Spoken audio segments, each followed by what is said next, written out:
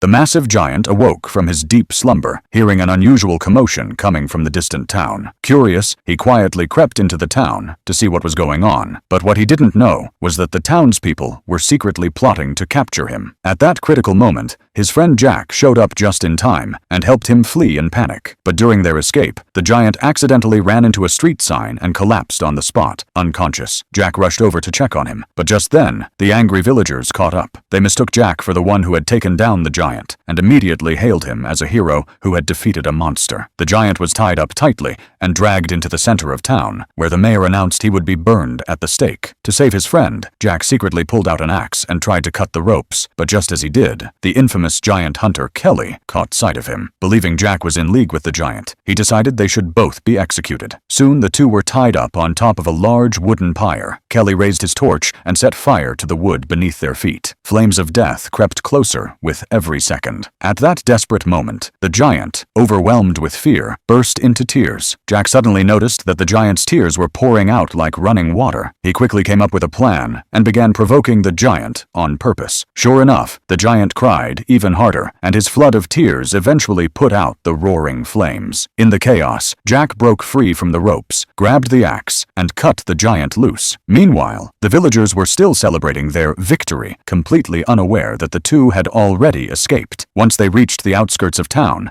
Jack pulled out a piece of bread, claiming it could help the giant return to the sky. The giant immediately flew into a rage, thinking Jack was mocking him. He grabbed Jack and nearly shoved him into his mouth, but in the end, he stopped himself. After everything they'd been through together, he had come to trust Jack. He decided to give his friend one more chance. But the real question was, could this ordinary piece of bread really help him fly back to the sky?